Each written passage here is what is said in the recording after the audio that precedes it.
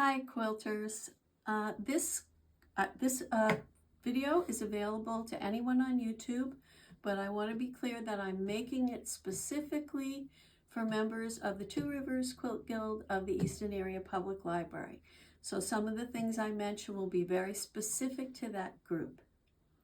Today we're going to do Y seams, sometimes also called inset seams.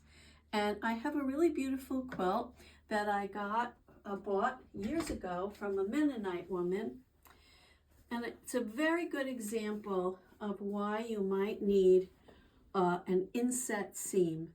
She made this beautiful Lemoyne star made of many piece diamonds, and then she had to put in this square. And you can see there's no line here, so she couldn't do a line across. There's no line here, so she couldn't do a line down. So this had to go in after the star was made. So she had to sew it along here and then pivot and sew it along here.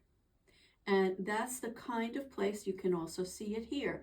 This actually, it looks like a beautiful triangle, and it's actually half of a square. So it's not as complicated in that way as it looks. So I'm going to show you how to do that with something quite a bit simpler and smaller, although it's also a Lemoyne star. These are 2 points of a Lemoyne star. You can see they're 2 of the diamonds. And if I were making the whole Lemoyne star, it would have 8 diamonds. And this space is also half of a square. And so I need to place this in here. And there's really no other way to do it except using a Y seam. Now, a lot of quilters are scared of Y seams, and so they don't need to be. And because you've all already done the drunkard's path, you know that something can look all scrunched up partway through and come out perfectly flat. And that's what I want you to see today. So the way I do this, because see, I have to put them right sides together. So this is not looking good, right? So I have to do it this way, and then I have to rotate it. And the best way to do that, this is the right side. I have a seam on the back. I know this fabric doesn't have a right side, but this piece does. So this is the right side, and this is the wrong side. And I am going to mark with anything. Anything you've got will work fine. I'm going to grab a pen. And I'm going to mark in a quarter inch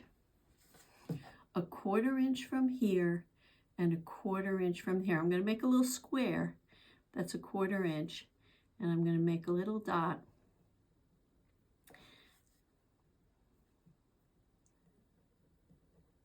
And that spot is where I'm going to pivot. So what I do is I am going to grab a pin or 2, and I'm going to pin this in place so that this dot is right over the center. And I'm lucky here because I have this nice seam. If I didn't, I would probably make a dot here too and match them. But because this has a seam at that spot right there, I'm going to line this up so this dot, that this edge matches this edge. I hope you can, well, I don't know if you can see, but there's just a tiny little bit of orange showing. I can see about a thread of orange there. And I can see that this dot is matched up.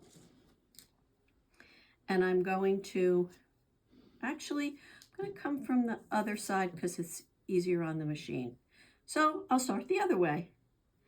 And I'm going to line up these 2 lines, and I'm going to put this dot right on the seam.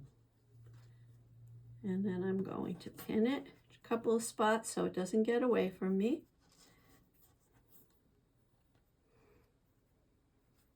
And I'm going to stitch all the way down. I'm going to start off here, And because I'm starting off the fabric, I'm going to use a little leader piece of fabric, just a little scrap, because it's really hard to bring a sewing machine onto a place like this. If you've ever done that onto a diagonal, it can fold things under, it can make a mess of thread. So I'm going to put this on my machine first, sew onto here, and sew down to that dot, and I'm going to tack it with a couple of stitches because I want that spot to be strong when I turn. So we're going to go over to the machine.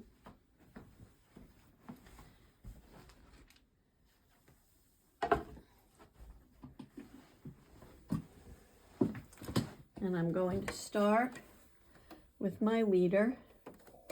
I'm sticking that on the middle of the fabric so that it has no place fancy to go. It can't make if it makes a big knot, it's going to make it on this little hunk of fabric. And I'm just going to come through that. And then I'm going to line this up.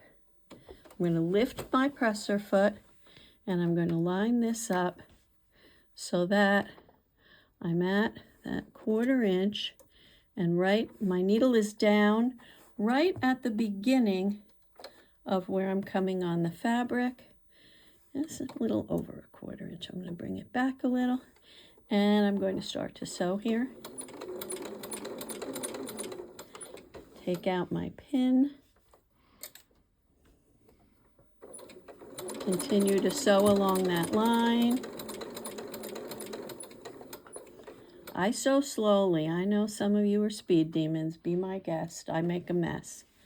And then I'm going to sew all the way. I'm going to try to stop right on that dot. Good work. And then my machine has up here a way to make a few stitches in that spot. If yours doesn't, you can go back and forth, however you tie off. When I do that, it's just going to stay in that spot and go up and down a few times. And I'm going to pull that out and go back up to the table so we can see what's happening here.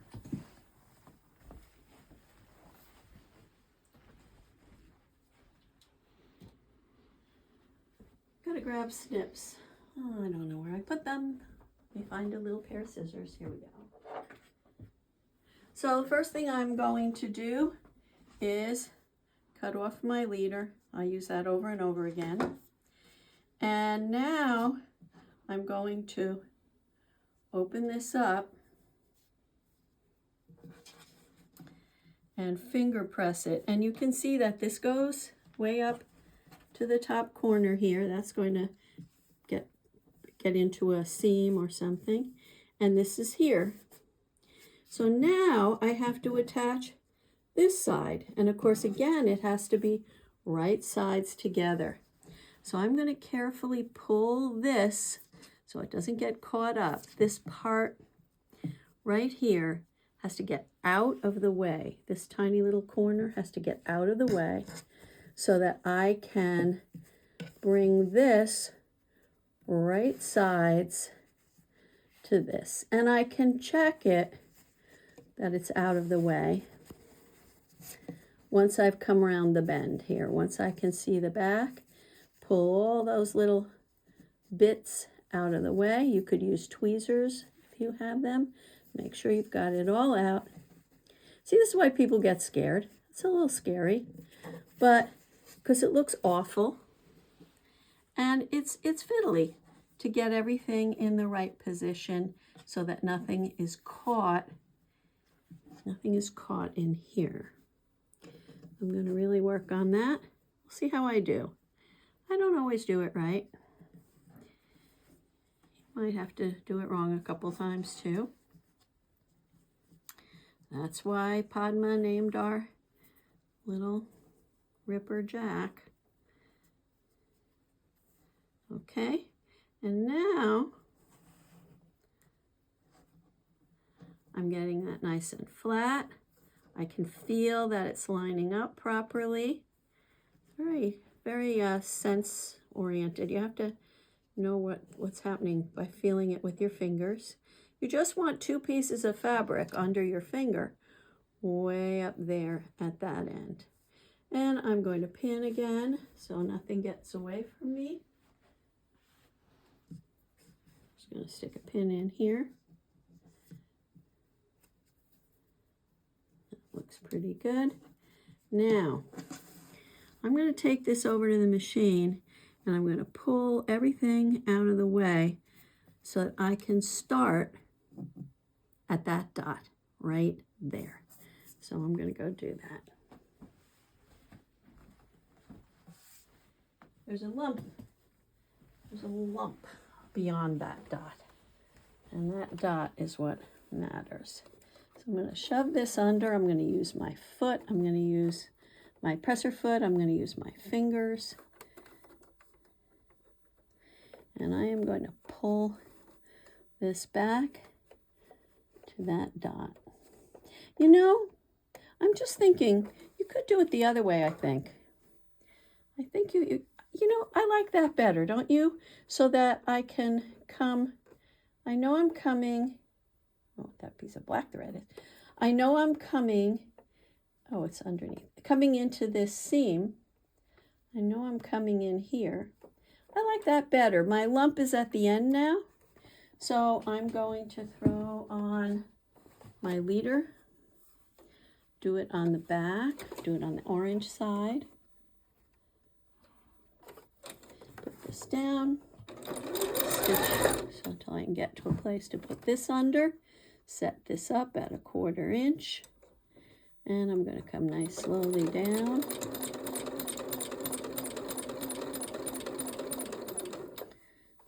I can see that this is separating a little. I didn't put enough pins in. I'm just going to pull that out a tiny bit.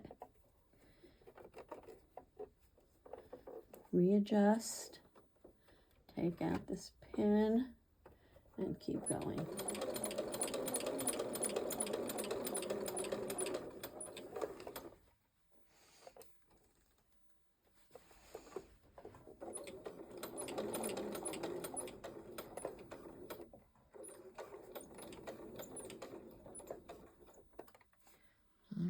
I don't want to make another big lump there. I'm just going to back stitch away from that.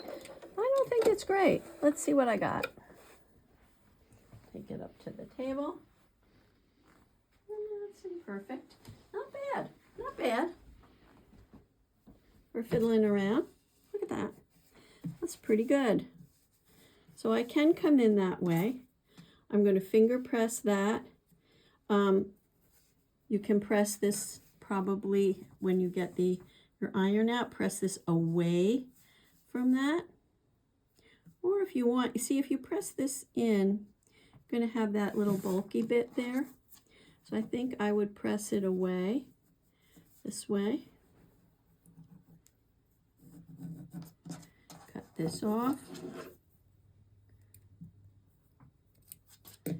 And flip this over. And it's looking pretty good there. I think with an iron, I can make that look almost perfect. It's a little funky there, but I think it's really good enough. So I'm showing you this because many of you in my group are making this block. And you're making this piece and you're making this piece. So they look like this. And I have to tell you, this is going to be easier because your turns here, this is paper piece, and I have the other video about that.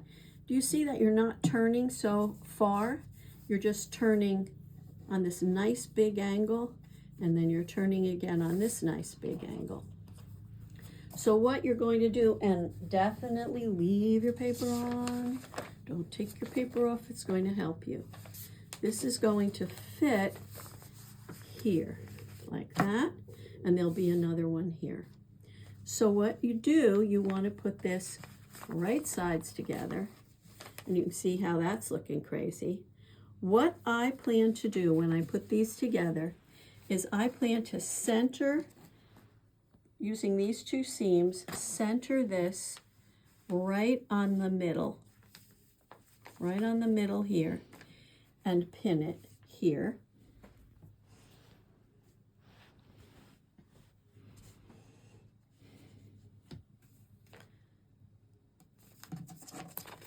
Pin it here.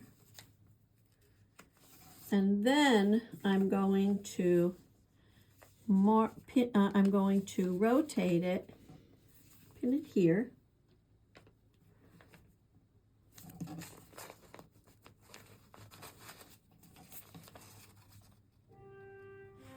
And here I don't have to make a mark because it's already marked. I just bent my pin. It's already marked by the paper piecing lines, which is great. And I'm going to rotate this up like this, which is even harder when you've got paper, but easier to sew because you've got the line. And I'm going to bring that up to here, match it up, make sure all my fabric is still coming with me, match it up here,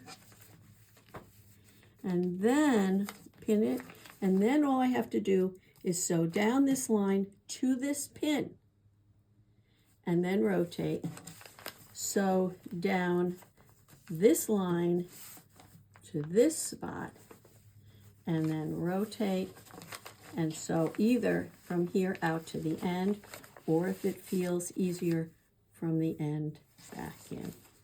So there are several, this block absolutely requires this, to have this Y seam here. It's not even a Y, huh? Because it has a center here, and then again here. It is fiddly. There's no question about it. It's going to take a little courage, a little time. And there are things that you can fix with pressing. As I look at this, I see if I just kind of press that under the tiniest bit, I can make that look a whole lot better. Even though my stitching isn't perfect, I can kind of over press that orange a tiny bit and get something that looks really good. And that's small. Smaller is harder, so that's true too. So good luck with that, and you know where to find me, my group, if you want to talk, if you need help with that. And also there are people in the group who are very good at this, who can help you in person. Take care, everybody. Thank you.